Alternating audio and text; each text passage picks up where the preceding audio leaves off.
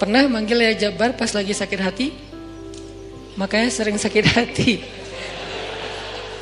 Jabbar itu panggilan untuk orang yang lagi sakit hati, habis dikecewain. Dikecewain oleh apa? Banyak lah, tergantung circle kehidupan kita ya. Ada yang circle-nya lebih ke main, berarti disakitin sama gengnya. Ada yang circle-nya lebih ke romantis-romantisan, disakitin oleh mantannya. Ada yang circle hidupnya seputar masalah kerja, disakitin oleh vendornya, oleh partnernya, oleh teman bisnisnya. Soal circle family life kita disakiti oleh keluarga, anak, orang tua, pasangan, dan seterusnya gitu kan. Yang jelas ketika kita merasa disakitin, ketika kita merasa kayak dikecewain, panggillah Allah sebelum kita memanggil netizen. Kan kita suka manggil netizen dulu ya, posting, update status, story. Terus storynya tuh curhatnya minta respon lagi tuh, dengan kasih polling lah, dengan request lah gitu kan. Baiknya gua putusin atau enggak ya, request gitu. Semuanya putusin, terus dia bingung. Gimana ya. Nah, sebelum kita istisyarah kepada netizen, karena netizen itu istisyarah, bukan istifta, bukan istikharah.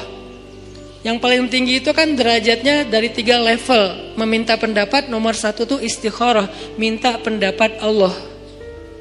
Kedua, istifta, minta pendapat ulama, orang yang berilmu. Ketiga, istisyarah, minta pendapat orang yang lebih bijak dan berpengalaman, termasuk kepada teman kita atau followers kita atau geng kita. Itu istisyarah. Sebelum kita istisyarah netizen, ya ayyuhal netizen, sebelum kita pakai kalimat itu, atau ya ustaz, bahkan sebelum ustaz, ya kiai, ya syekh, maka ya Allah. Panggil Allah Subhanahu wa ta'ala.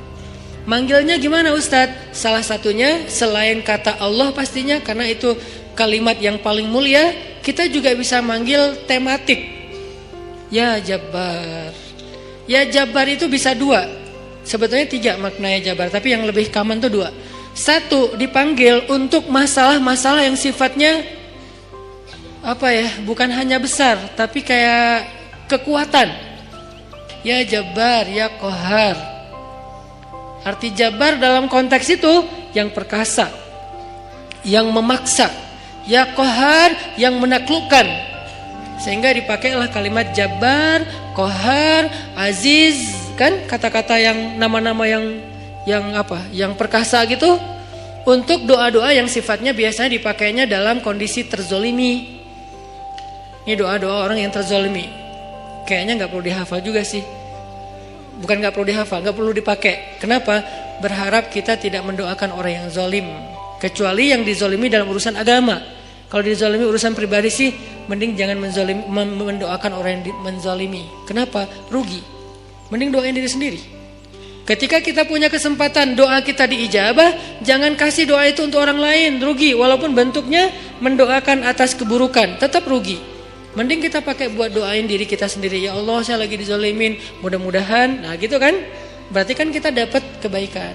Ya Jabbar, itu panggilan orang yang sedang sakit hati. Jadi 1 artinya untuk orang yang lagi dizolimi, 1 lagi untuk orang yang lagi hatinya kayak sedih, kayak disakitin. Gak sebesar zolim sih, cuman ya lumayan lah, bikin gak bisa tidur, bikin tumbuh jerawat gara-gara itu gitu kan ya, karena stres. Jadi intinya adalah panggil Allah kalau kita lagi sakit hati dan dikecewain. Ya Allah, ya Jabbar. Salah satu doa minta disembuhkan kecewa dan sakit hati di dalam sholat adalah Rabbighfirli warhamni wajburni. Kalimat wajburni. Selama ini kita baca enggak? Kan? Tahu artinya? Hampir.